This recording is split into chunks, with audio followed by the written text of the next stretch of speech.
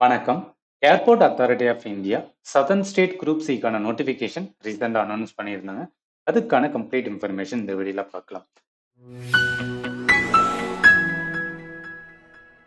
இதுல selection process, eligibility, once நம்ம எலிஜிபிளா இருந்தா எந்த மாதிரி அப்ளை பண்றது, எக்ஸாமுக்கு எப்படி ப்ரிப்பேர் பண்ணணும், இதுதான் இந்த வீடியோல பார்க்க போறோம்.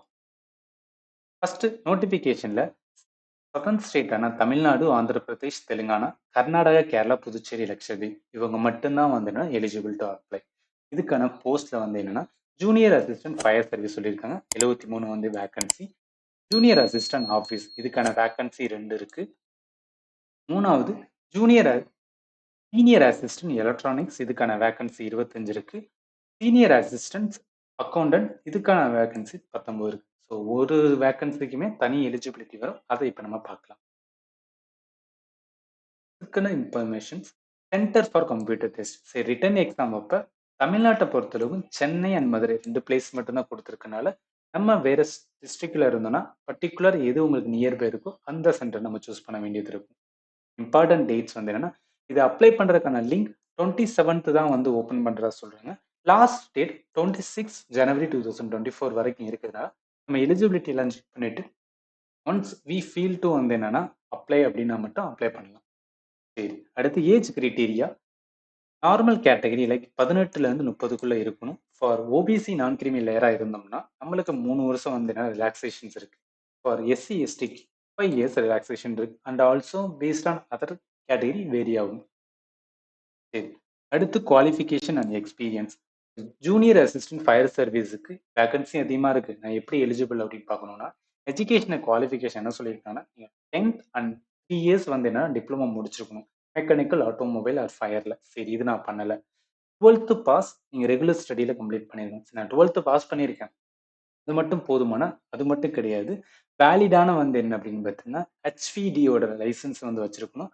ஆர் இல்லைன்னா மீடியம் வெஹிக்கிள் லைசன்ஸ் வச்சிருக்கணும். அதையும் இல்லைன்னா லைட் மோட்டார் வெஹிக்கிள்ஸுக்கு லைசன்ஸ் வச்சிருக்கணும். சரி, நான் வந்து என்னன்னா லைட் மோட்டார் வெஹிக்கிளுக்கான லைசன்ஸ் என்கிட்ட இருக்கு, பட் ஃபர்ஸ்ட் இதெல்லாம் இல்லை, ஹெவி வெஹிக்கிளுக்கான டிரைவிங் லைசன்ஸ் கிடையாது. அப்படி இருக்கிறவங்க என்ன பண்ணணும்னா வித்தின் இயர்ஸ்க்குள்ள வந்து என்னன்னா ஒன்ஸ் நம்ம அப்பாயின்மெண்ட் வாங்குறதுக்கு அதுக்கப்புறம் நம்மளுக்கு வந்து என்னன்னா அந்த ஹெவி வெஹிக்கிள் டிரைவிங் லைசன்ஸ் வந்து கம்பல்சரி வாங்கணும். அதுக்கு வந்து நம்மளுக்கு டைம் தருவாங்க 1 இயர்ஸ்.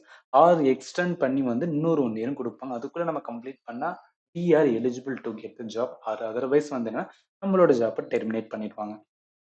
சரி, இது பாஸ்ட் ஆச்சு. அடுத்து பிசிக்கல் ஃபிட்னஸ். ஃபயர் சர்வீஸில் பிசிக்கல் ஃபிட்னஸுக்கு பேசிக் எல்லாமே கேட்டிருக்காங்க. ஸோ இது நீங்கள் ஒன்ஸ் வந்து செக் பண்ணால் போதும். மென்னுக்கு எவ்வளோ இருக்கணும், உமனுக்கு எவ்வளோ இருக்கணும், ஹைட் அண்ட் ஜஸ்ட் எல்லாமே சொல்லியிருக்காங்க. Weight very very important. இதையும் ஒன்ஸ் வந்து செக் பண்ணிக்கோங்க. சரி, அடுத்து ஜூனியர் அசிஸ்டன்ட் ஆஃபீஸுக்கு நான் வந்து என்னன்னா எலிஜிபிளா இருக்கு. எப்படி பார்த்து எஜுகேஷன் குவாலிஃபிகேஷன் ஜஸ்ட் கிராஜுவேட் மட்டும் தான் சொல்லியிருக்காங்க. டசன்ட் மீன் தட் வந்து நான் இன்ஜினியரிங் முடிச்சிருக்கேன் நான் எலிஜிபிள், நீங்களும் எலிஜிபிள். நான் பிகாம் முடிச்சிருக்கேன் நான் எலிஜிபிள், நீங்களுமே எலிஜிபிள். ஏன்னா கிராஜுவேட் மட்டும் தான் மென்ஷன் பண்ணியிருக்காங்க. அடுத்து சீனியர் அசிஸ்டன்ட் எலக்ட்ரானிக்ஸ். இதுல போஸ்ட் குவாலிஃபிகேஷன் எக்ஸ்பீரியன்ஸ் கம்பல்சரின்னு சொல்லியிருக்காங்க. ஸோ எஜுகேஷன் குவாலிஃபிகேஷன் டிப்ளமோ முடிச்சிருக்கணும். அதோட சேர்த்து நீங்க 2 இயர்ஸ் வந்து என்னன்னா ரிலவெண்டான எக்ஸ்பீரியன்ஸ் இருக்கணும். இதுக்கப்புறம் சீனியர் அசிஸ்டன்ட் அக்கௌண்டன்ட்டுக்குமே வந்து என்னன்னா எஜுகேஷன்ல கிராஜுவேட் ப்ரிஃபரபிளி யாருன்னா பிகாம் முடிச்சிருக்கணும். போஸ்ட் குவாலிஃபிகேஷன் நீங்களும் 2 இயர்ஸ் வந்து என்னன்னா எக்ஸ்பீரியன்ஸ் இருந்தால் மட்டும்தான் நீங்க வந்து eligible. Election process, selections process வந்து எந்த மாதிரி இருக்கும் அப்படின்னா ஜூனியர் அசிஸ்டன்ட் ஃபயர் சர்வீஸ்க்கு இப்போ நான் அப்ளை பண்ண போறேன்னா எனக்கு ரிட்டன் எக்ஸாம் இருக்கும். அதுக்கு வந்து என்னன்னா 2 ஹவர்ஸ் நடக்கும். 50 அவுட் ஆஃப் 100 வந்து என்ன அப்படின்னா நம்ம மினிமம் பாஸ் பண்ணணும். 100 மார்க்ல 50 mark for you are EWS OBC candidate. 40 பார் வந்து என்ன எஸ்சி எஸ்டிக்கு நான் வந்து எடுக்கணும். சரி, சிலபஸ் என்ன பார்ட் ஏ பார்ட் பின்னு பிரிச்சிருக்காங்க. 50% ஆஃப் த கொஸ்டின்ஸ் வந்து mathematics, basic science, elementary English and grammar இருக்குன்னு சொல்லியிருக்காங்க. 10th லெவலில் தான் இருக்கும். பார்ட் பி வந்து என்னன்னா general knowledge, general intelligence and aptitude and இங்கிலீஷ்ல இருக்கும். சரி, இதுக்கான எஸ்எஸ்சி பேட்டர்ன் தான் கேட்டிருக்காங்க. இதை நம்ம எஸ்எஸ்சிக்கு எப்படி ப்ரிப்பேர் பண்றோமோ அதே லெவல் ஆஃப் ப்ரிப்பரேஷன் இங்கேயும் தேவைப்படும். சரி, ஸ்டேஜ் 1 முடிஞ்சதுக்கு அப்புறம் ஸ்டேஜ் 2 அப்படின்னு ஒன்று சொல்றாங்க. இதுல என்னன்னா நம்ம ஹெவி வெஹிக்கிள்ஸ்க்கான அந்த ஸ்கில் டெஸ்ட் வந்து என்னன்னா இதுல வந்து என்னன்னா பார்ப்பாங்க. இது பண்ணா மட்டும்தான் அடுத்த லெவலான பிசிக்கல் என்டியூரன்ஸ் டெஸ்ட் அப்படின்னு ஒன்று கண்டக்ட் பண்ணுவாங்க. இதுக்கான பேசிக்ஸ்லாம் இங்க மென்ஷன் பண்ணியிருக்காங்க. 100 மீட்டர் ரன், ரோப் கிளைம்பிங், போல் கிளைம்பிங், அதே மாதிரி 60 மீட்டர்ஸ் வந்து ரன்னிங் வித் ஹியூமன் டம்மி, அதே மாதிரி ஃபுல் லேடர் கிளைம்பிங், இது எல்லாத்துக்குமே வந்து என்னன்னா மார்க் இருக்கு. ஈச் பார்ட்டுக்குமே வந்து என்னன்னா 20 மார்க்ஸ் அலோட் பண்ணுவாங்க. எதுக்கு 0 மார்க்ன்னு சொல்றாங்கன்னா, ஏதாவது நீங்க டாஸ்க்க வந்து நீங்க குடுத்த டைம்க்குள்ள நீங்க பண்ணல அப்படின்னு பார்த்தீங்கன்னா, உங்களுக்கு வந்து 0 மார்க். ஃபார் எக்ஸாம்பிள் நீங்க 12 செகண்ட்ல 100 மீட்டர் ஓடுறீங்கன்னா, உங்களுக்கு 20 மார்க் வரும். 13 செகண்ட்ஸ், 14 செகண்ட் போக, போக உங்களுக்கு மார்க் வந்து என்னன்னா குறைஞ்சுகிட்டே போகும். ஆனா, எப்ப வந்து நீங்க 100 மீட்டர் 16 செகண்ட்ல ஓடுறீங்களோ, உங்களுக்கு வந்து என்னன்னா 0 மார்க் தான் புரொவைட் பண்ணுவாங்க. இந்த மாரி எல்லாத்துக்குமே அலோகேட் பண்ணி குடுத்துருக்கேன். இத நீங்க ஒன்ஸ் செக் பண்ணிக்கலாம். ஓகேவா? சரி. இது முடிச்சதுக்கப்புறம் அதே சேம் ஃபார் வந்து ஃபீமேல் கேண்டிடேட்க்குமே அதுக்கான டைமிங் குடுத்துருக்காங்க. அத நீங்க அதுக்கப்புறம் செக் பண்ணி பார்த்துக்கலாம். இது முடிஞ்சதுக்கப்புறம் ஃபைனல் நம்மளுக்கு என்ன இருக்கும் அப்படின்னு பார்த்தீங்கன்னா, அதுக்கு முன்னாடி ஒரு இம்பார்ட்டன்ட் வந்து டெஸ்டினேஷன் ஸ்டூடெண்ட் ட்ரெய்னிங். அதாவது நீங்க ட்ரெய்னிங் போயிட்டு இருக்கும்போது உங்களுக்கு பிடிக்கல. எனக்கு இந்த ஜாப் பிடிக்கல. வேற ஜாப் போணும் அப்படின்னு பார்த்தீங்கன்னா, அதுக்கான ஒரு கிரைட்டீரியா சொல்லியிருக்காங்க. ஓகேவா? நீங்க 1 மந்த்துக்குள்ள 2 மந்த்துக்குள்ள சொல்றீங்க அப்படின்னா 50,000 பே பண்ணி போயிரும். ஆர் அப் டூ 1 இயர்க்கு வந்து என்ன டெஸ்டினேஷன்ஸ் இந்த டைம் கேட்குறீங்க. நீங்க 3 லேக்ஸ் வந்து என்ன அப்படின்னா பே பண்ணிட்டீங்கன்னா, அதுக்கப்புறம் தான் வந்து நம்மள விடுவாங்க. ஸோ இல்ல அப்படின்னா டெர்மினேட் பண்ண மாட்டாங்க. சரி. ஃபர்ஸ்ட் இது முடிஞ்சுச்சு. ஜூனியர் அசிஸ்டன்ட் ஆஃபீஸுக்கு என்ன இருக்கும்? இதுக்கும் ரிட்டன் எக்ஸாம் இருக்கும். பட் இதுக்கான ரிட்டன்ல வந்து என்ன அப்படின்னு பார்த்தீங்கன்னா, ஸோ இங்க பாருங்களேன். Computer literacy rate followed by அத நீங்க ரிட்டன் முடிச்சதுக்கப்புறம் அது இருக்கும். சிலபஸ் என்ன சொல்றாங்கன்னா, 50% கொஸ்டின்ஸ் வந்து உங்களோட எஜுகேஷன் குவாலிஃபிகேஷன் ரிலேட்டடா வந்து பிரிஸ்கிரைப் பண்ணுவாங்க. அடுத்த 50% ஜெனரல் இன்டெலிஜென்ஸ், ஜெனரல் ஆப்டிட்யூட் இங்கிலீஷ்ல இருந்து. சரி ஓகே.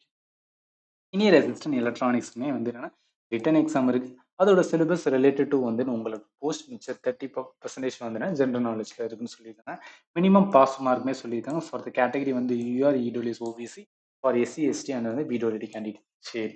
இது முடிச்சதுக்கப்புறம் இதெல்லாம் வந்து என்னன்னா பேசிக் நான் சொன்னது. அது அதே மாரி அக்கவுண்ட்ஸுக்குமே வந்து என்னன்னா equivalent two. So what ever வந்து என்ன அப்படின்னு பார்த்தீங்கன்னா, நீங்க என்ன முடிச்சீங்களோ அதுக்கு ஏத்தாப்புல வந்து என்னன்னா உங்களுக்கான எக்ஸாம் ப்ராசஸ் கண்டக்ட் பண்ணுவாங்க.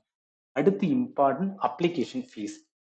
1000 வந்து என்ன அப்படின்னு பார்த்தீங்கன்னா, நம்ம பே பண்ண வேண்டியது இருக்கும். இன்க்ளூடிங் ஜிஎஸ்டி சொல்றாங்க. ஃபார் கேட்டகரி யாருன்னா, யூஆர், ஓபிசி அண்ட் இடபிள்யூஎஸ். சரி நான் உமனா இருக்கேன், நான் எஸ்சியா இருக்கேன், எஸ்டியா இருக்கேன், எக்ஸ் சர்வீஸ் மேனா இருந்தேன்னா, அதே மாரி பெர்சன் வித் பெஞ்ச்மார்க் டிசபிலிட்டி இருக்கேன் அப்படின்னு பார்த்தீங்கன்னா, நீங்க வந்து என்ன எக்ஸாம்ஷன் நீங்க அந்த ரூ. 1000 பே பண்ண தேவையில்ல.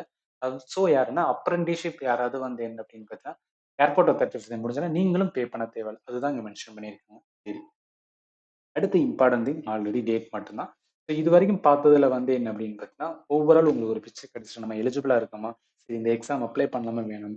ஐ வுட் சே தட் நீங்க டெஃபினட்டா இந்த எக்ஸாம் வந்து அப்ளை பண்ணுங்க. ஏன்னா சதர்ன் ஸ்டேட் மட்டும் வந்து குடுக்கறதுனால, ஒன்லி ஃபியூ கேண்டிடேட் அது மினிமம் லெவல் ஆஃப் கேண்டிடேட் தான் அப்பியர் பண்ணுவாங்க.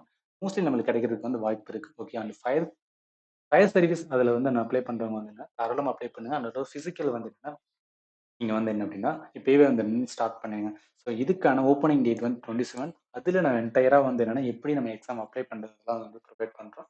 அதேமாரி அதே ஆல்சோ வந்து என்னன்னா, எனி டவுட்ஸ் இருந்துச்சுன்னா அந்த வீடியோட கமெண்ட் செக்ஷன் அதுக்கேத்தாப்புல நாங்க வீடியோ சொல்யூஷன்ஸ் வந்து ப்ரொவைட் பண்ண பார்க்குறோம். And finally thank you for வாட்சிங் and have a nice day.